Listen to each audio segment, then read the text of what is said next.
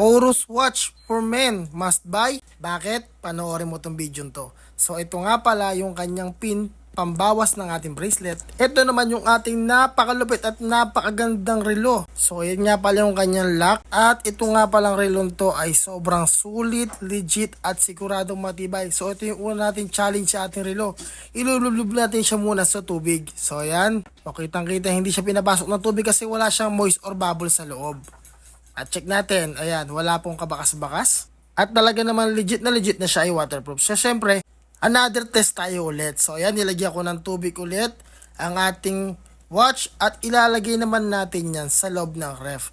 So, hahayaan natin siya magyelo. So sa freezer nga pala natin siya nilagay. At ito, after mga ilang hours, ay nagyelo na ang ating relo. Pero still working pa rin siya kung inyo mapapansin. At same pa din, wala pa rin bakas ng moist ang loob or indication na nagbabubble sa loob. Kasi pagka nagbabubbles po yun, ibig sabihin, may singaw po siya at talagang peki yung pagka-waterproof niya. So again, balik po natin ulit. At ito, pagka-open niya natin, ito na, yelong-yelo na siya. So ito, binabad nga natin dito sa freezer ng mga at least mga 4 hours pa. So ayan na siya. Hindi na makita sa sobrang yelo. So, binasa na natin ng tubig para masipat natin kung okay pa ba yung ating relo, kung working pa ba, at kung worth it pambilin. So, the moment of truth.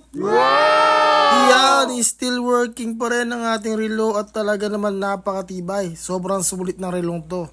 Taktak natin yan at makita natin ng talagang resulta. Sa mga may gusto din ng relong to, iwanan ko dyan ang link sa ating comment section sa Yellow Basket.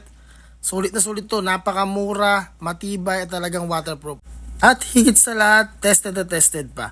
Nga pala, ito ay 100% stainless steel kaya hindi ito mangupas. So ano pa hinihintay mo? Grab yours na. Thanks and God bless.